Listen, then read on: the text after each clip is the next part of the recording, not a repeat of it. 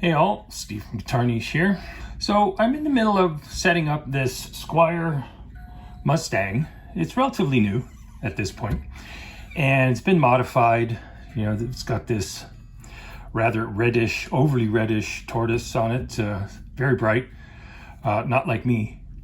But what's concerning me is this bridge here. So I did a little look-see to see if my suspicions were correct, and they are. Okay, and I'll explain that in a second. But first, if you're new to the channel, thank you very much for watching. I appreciate all the new viewers and stuff like that. Welcome, okay?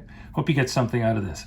We're gonna see if this radius here matches this radius here. So when I looked at the specs for this particular guitar, this is supposed to be a 9.5-inch radius fretboard.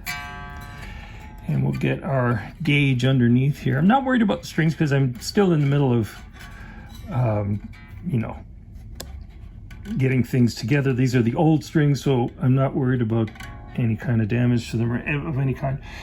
And let's see if we get any light underneath there. Not a speck. So that is accurate. So that is a 9.5-inch fretboard radius. Now, as I went through and measured this, because I did do this beforehand to make sure that I'm not, you know, going to get called out on anything here, I tried 9.5. The owner told me that he was told that this replacement bridge, because it is modified, remember that, this replacement bridge is the correct bridge for this instrument. Maybe it is, as far as the company says, or the supplier says, or whatever. But is it accurate? Let's find out. I got one string, maybe a little bit, you know, if I, and I'm not pulling up on that with any pressure because otherwise it doesn't work, right? But that's like not good at all. It's like way too many strings ringing out. So I went through the process. I tried some other radius gauges through here, and what I found was the actual closest radius is a 14, if you can see that. Okay, 14. Now you might think that 14 is kind of odd, and it is. Much better. Okay, so that's fairly close. What I suspect is going on here is that this is a off-the-shelf 12-inch radius tunematic style bridge. It's just, you know, it's a mass-produced part that, you know, will do the job for what it's intended. But it's not being, for one, it's not accurate. And the other thing is it has not been set up or tailored to match the radius, which is our job. By way of explanation, this is what happens when you get competing radii. Okay, see the discrepancy on the outer edges there? 9.5 versus 14 on the top. Okay, what that translates to in terms of playability is that your middle strings will always be too close if you want the outer strings to be nice, or the reverse is true. If you want to get the middle strings where they're properly set, the outer strings are going to be way too high, or, you know, and that is at face value, that's like 45 or so thou on the outer edges here. Okay, which is a lot. It's a lot. Okay, so we're gonna fix this, and what I'm gonna do is I'm gonna take out my my files. The same files you use for the nut, you can use for tailoring bridge saddles. Okay, and it's perfectly okay. My recommendation though is that you use files that you don't, that have wear or are on their way out, or something that you can afford to lose, because metal and files, you know, they're going to wear faster. Simple as that. But you got to make do with what you got. Okay. Anyway, so I'm going to have at it, and we'll see where we wind up.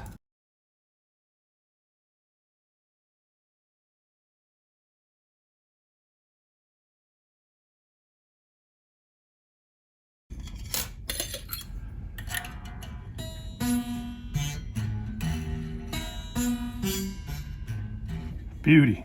I have just finished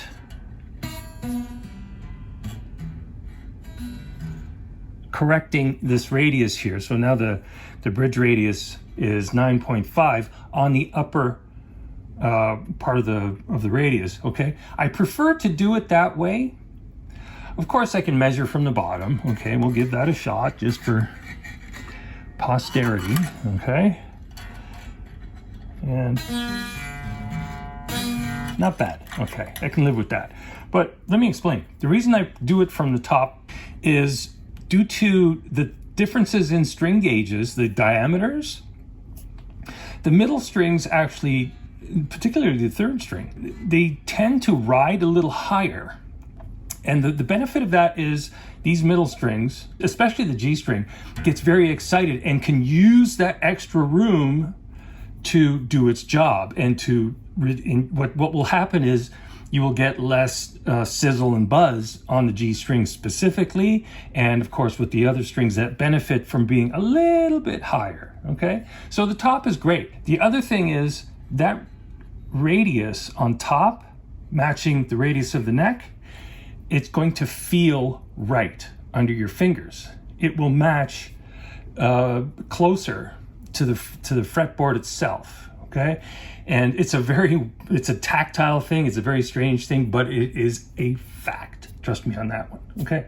Now, the last thing I want to point out here is without doing this, I can't set up the rest of the instrument in terms of what this particular guitar needs, because it has an issue with the neck geometry, that is the angle of the neck to the body. I have to correct that, and yeah, so that's going to be the next step and a separate video. So look for that, because there are better ways of correcting neck angles, shimming if you would, that will produce superior results without having to rely on this kind of stuff, okay? Yeah, I got a problem with it, but whatever, okay? We're gonna give it a shot. Anyway, that's all I got to say. I'm gonna clean that up, and things will be just peachy, I'm sure. That's it for now. Make sure you read the description below. Visit GuitarNiche.com, like and subscribe. Okay, thanks for watching, okay?